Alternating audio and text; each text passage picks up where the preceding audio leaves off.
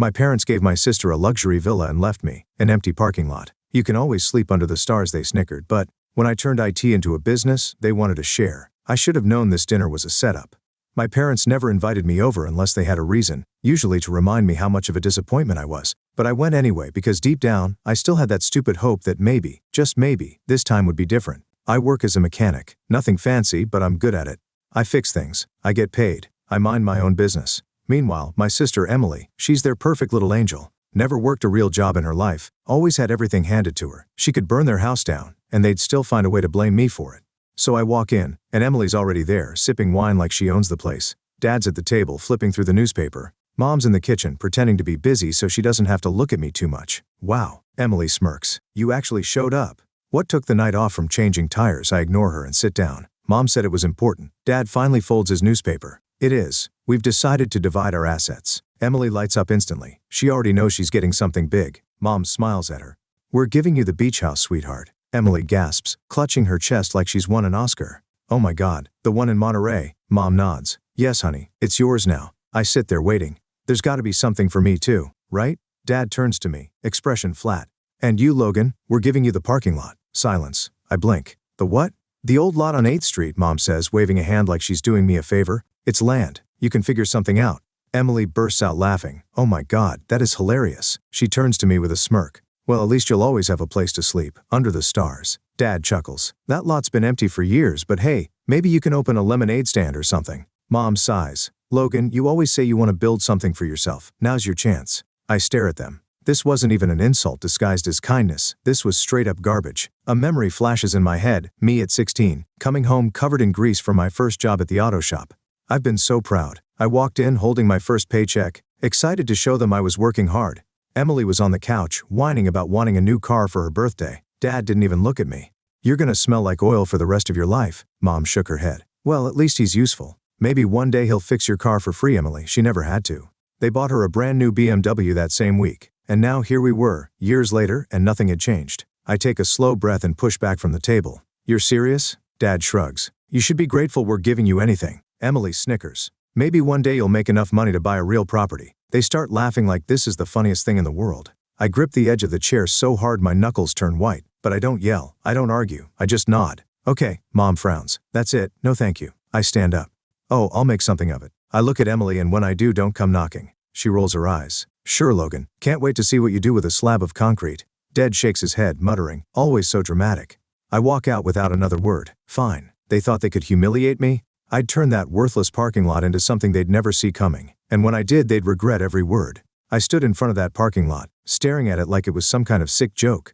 Cracked pavement, weeds growing through the asphalt, a rusted old sign that barely clung to its post. My parents didn't just screw me over, they laughed while doing it. Fine, they wanted me to fail. I'd make sure they choked on their own words. The next morning I filed for permits to allow food trucks. If this was nothing but a slab of concrete, then I'd make sure it was a profitable slab of concrete. Within a week, I had contracts with some of the best local food truck owners. Tacos, burgers, coffee, even some overpriced vegan bowls for the hipsters. I took out a small loan, not from a bank, but from my boss at the auto shop, the guy who actually believed in hard work. I used it to set up lights, seating, music, and banners to turn the place into something real. 3 weeks later, that useless parking lot, it was now a full-blown food court with live music and lines around the block. And that's when the fun started. About a month in after the place had gone viral on social media, I saw her, Mom. She showed up in her expensive coat, looking around like she had just walked into a garbage dump. I was checking inventory when she approached. So this is what you've done, she said, wrinkling her nose at the crowd enjoying their meals. I didn't even bother looking at her. Yeah. Well, you gave me trash, so I made it work. She exhaled sharply, clearly unimpressed. This isn't a real business, she said. It's just a phase, right? I laughed. A phase that's making more money than Emily's influencer career. Her face twitched, and as if on cue, Emily rounded the corner. She stopped dead in her tracks, her usual smug look vanishing as she took in the place. What on earth? She snapped. You turned this into some kind of, what is this? A flea market. I grinned. It's called a successful business, she scoffed. This is a joke. This isn't real money. I gestured around. Yeah? Then why are hundreds of people spending their fake money here every night? A few customers actually clapped. Emily's face turned red. Mom, say something, she whined. Mom cleared her throat. Logan, we're just concerned. This doesn't seem stable. I raised an eyebrow. Stable? Like the fully furnished beach house you handed Emily for free. Emily cut in quickly. You can't sell this. This is family property. I let out a short laugh. Oh, now it's family property? That's funny. When you were all laughing at me, I don't remember hearing family in the conversation. Her jaw clenched. This isn't fair, she snapped. You didn't earn this. I slowly turned to face her. You're seriously saying that to me? She crossed her arms, but her confidence wavered. I'm just saying, selling it would be betraying the family. I tilted my head. When you dumped it on me as a joke, that wasn't betrayal? Mom looked like she was searching for something to say. Then she finally found it. Well, she said carefully, if this business is doing so well, maybe we should discuss a partnership. I stared at her. Then I laughed. Loud. So loud. A few customers turned to see what was happening. You're kidding, right? I asked. You ignored me, humiliated me, gave me nothing, and now that I made something out of it, you want a piece? Emily crossed her arms. It's family money now. I took a step forward and looked her dead in the eye. You already got your share, I said coldly. Live with it. And then without another word, I turned my back on them and walked straight into my business, leaving them standing there like statues. They thought they could break me, but I was just getting started. It started with a phone call. I was in my office, a small converted shipping container at the edge of my thriving food truck business when my phone buzzed. Mom. I stared at the screen for a second before declining the call. A minute later, another one, then another. I smirked. They needed something. By now my food truck park was the hottest spot in town. We had live music, weekend events, VIP sections, and influencers lining up to get in. I was pulling in more money in a month than I used to make in a year at the auto shop. And suddenly my family, who had laughed in my face, couldn't stop calling. A few days later, I was at the lot overseeing a delivery when I heard a voice that made my skin crawl. Logan. I turned around. Emily. She stood there, her arms crossed, but she didn't look smug this time. She looked desperate. I raised an eyebrow. Well, you actually came to the parking lot. What, did your car break down? She exhaled sharply. I need to talk to you. I checked my watch. I got 5 minutes, make it count. Her jaw clenched, but she swallowed her pride. I need to sell the beach house. I blinked. The same beach house you gloated about? She ignored that. The market is trash right now and I need money fast. I smirked. Let me guess. Too many luxury vacations, designer bags, and overpriced lattes? She stiffened. It's complicated, she muttered. Just say you'll help. I leaned against a food truck, crossing my arms. Help? How? She hesitated. I need $200,000 to cover debts before I can even list it. I whistled. Oh man, that's rough. I turned back to my delivery and waved over the driver. Anyway, good luck with that. She grabbed my arm. Are you serious? You have the money. I pulled away. Oh, now my business is real enough for you to beg for a loan? Her face turned red. Logan, we're family. I laughed. Funny. Last time we talked, you told me I was a joke. Where's all that energy now? She opened her mouth, then closed it. I'll pay you back, she finally said, voice quieter. Please. I stared at her for a long moment, then I leaned in and said, no. Her eyes widened. No. I smiled. That's right. The same way you and Mom and Dad said no when I needed support. The same way you all laughed in my face. So, no, Emily. I won't bail you out. She took a step back, actually shocked. Then her rage came flooding in. Are you serious? You're just going to let me fail. I shrugged. That's not my problem. And I walked away. But it wasn't over. A week later, I pulled into my lot and saw my parents standing there. Mom looked irritated. Dad just looked tired. Logan, Mom started. We need to talk. I sighed. Let me guess. Emily ran crying to you and now you're here to talk some sense into me. Mom pursed her lips. This is a serious situation. Dad finally spoke. We need your help, son. I raised an eyebrow. Son? Oh, now I was a son again? Mom sighed. Your father's business isn't doing well. We're in financial trouble. I fought the urge to smile. Oh, I said, acting surprised. You mean the family that handed my sister a mansion and gave me a piece of concrete is struggling? Who could have seen that coming? Mom's nostrils flared. Don't be childish, Logan. I tilted my head. Childish? Like laughing in someone's face when they're struggling? Dad groaned. We don't need a lecture. We need a loan. There it was, the golden moment. I rubbed my chin.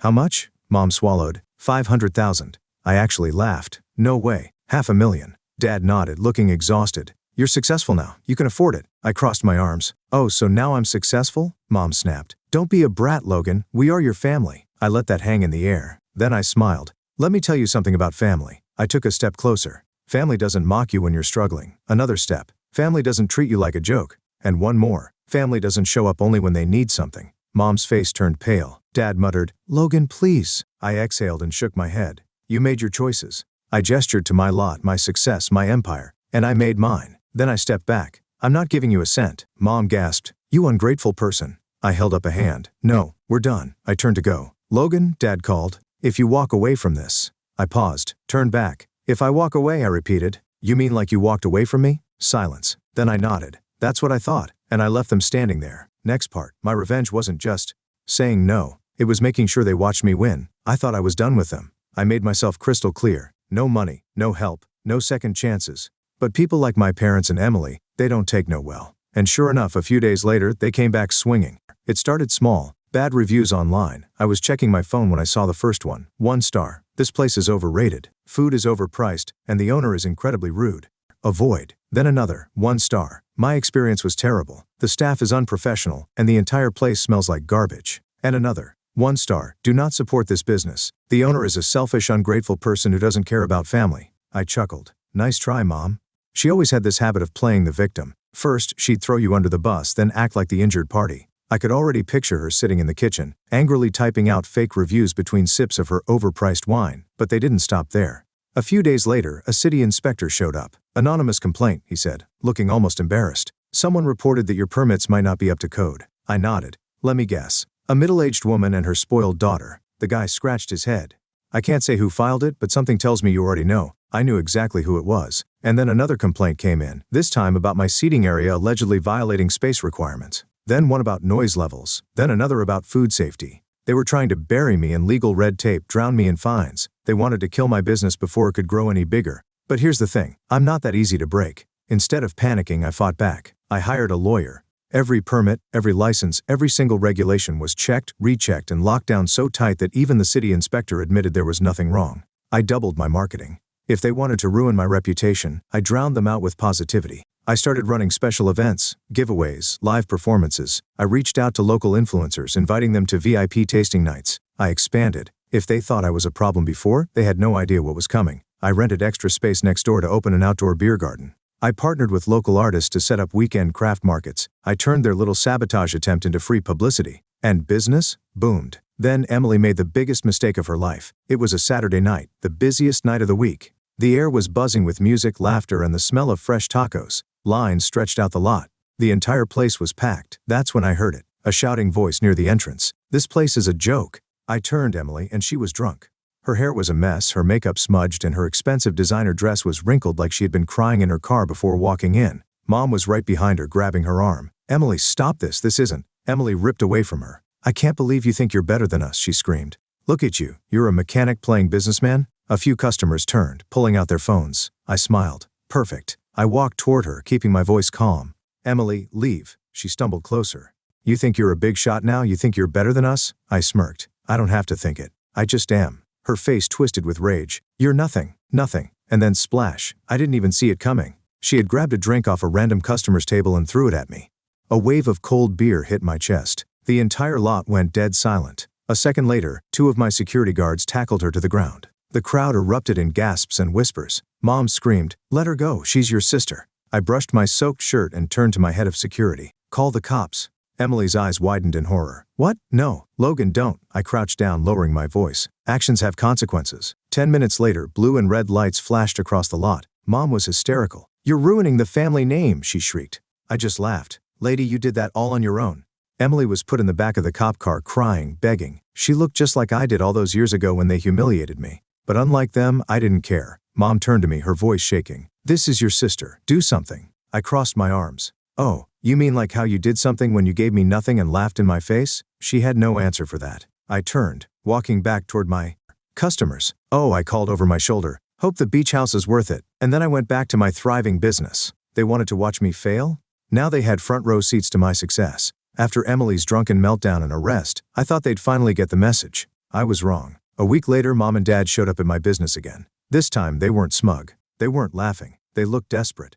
I was in the middle of a meeting with my event planner when I spotted them hovering near the entrance, awkward and out of place. For years, I had been the one feeling small around them. Never enough, never worthy. No, I was the one in control. I finished my meeting, let them wait a little longer, then finally walked over, arms crossed. You're back, I said, keeping my tone casual. Let me guess, Emily sent you because she's too embarrassed to face me? Dad cleared his throat. We need to talk, Logan. I raised an eyebrow. Oh, like the talk we had when you laughed in my face and handed me a piece of garbage while giving Emily a mansion. Mom pursed her lips. This isn't about the past. I chuckled. Oh, it's about the past. Because if you hadn't treated me like dirt, you wouldn't be standing here begging me for help. Her eye twitched, but she forced a calm expression. We're in trouble. I already knew. Emily had maxed out her credit cards trying to keep up appearances. Her beach house was on the verge of foreclosure because she had refinanced it 3 times to fund her influencer lifestyle. And Dad's business was bleeding money because the economy crashed and his trusted business partners bailed on him. They were sinking. And now I was their only lifeline. Dad exhaled. Logan, we're family and family helps each other. I burst out laughing. That's rich. You didn't care at all about family when you screwed me over. Now that you're broke suddenly, it's about family. Mom stiffened. You have more than enough to help us. Why are you being so spiteful? I stepped closer, lowering my voice. Spiteful? Oh, no. Spiteful would be me buying your house just to kick you out of it. Their eyes widened. Dad's face paled. You wouldn't, I smirked. Wouldn't I? Because here's the thing. I had been waiting for this moment. After Emily's meltdown, after their petty sabotage attempts, I knew they'd come crawling. So I made a backup plan. While they were busy drowning in debt, I had been buying property, expanding. And guess what? Their house, their childhood home, the bank had listed it for sale, and I had bought it. Mom's face went white. No, she whispered. You're lying. I pulled out my phone, scrolled, and held up the email confirmation. Logan read, new property purchase confirmed. Dad's hands shook. You bought our house? He croaked. I tilted my head. You mean the house you told me wasn't my home anymore? The one where you let Emily treat me like garbage? Mom grabbed my arm. Please, Logan. We'll do anything. Just don't take our home. I pulled away. Now you understand what it feels like to have something ripped away. She started crying, but I didn't care. And then the final blow. I looked between them and took a deep breath. You know what? I said slowly. I'm not heartless. I'll give you the house. Mom gasped. You will. Dad let out a shaky breath of relief. I smirked. Sure. On one condition. They both nodded frantically. Anything. I took out a pen and paper from my pocket, a contract I had already prepared. I'll let you live in it. But I own it, and you will pay me rent every single month. No delays. Mom's jaw dropped. Logan, you can't be serious. I leaned in. Oh, I'm deadly serious. Dad swallowed hard. How much? I named my price. It was high, very high. More than fair for the market, but high enough that they'd feel the weight of it every single month. Mom's face twisted in horror. You're charging us to live in our own home? She spat. No, I said with a grin. I'm charging you to live in my home. Silence. Dad exhaled. We don't have a choice, do we? I shrugged. Of course you do. There are plenty of cheap motels in town. Mom glared at me, but she knew she had lost. Slowly, with trembling hands, Dad signed a contract. Mom snatched the pin, digging it into the paper so hard I thought she'd tear it. When they finished, I took the contract, folded it neatly, and slid it into my pocket. Pleasure doing business with you. I turned, leaving them standing there. Dad slumped against the wall, rubbing his temples. Mom wiped her tears, her face a mask of pure humiliation. They had spent their entire lives belittling me, laughing at me, treating me like I was nothing. Now I own their home. I own their future. I own them. And as I walked back into MY business, I smiled. They thought I'd be nothing? Now I owned everything and they had nothing.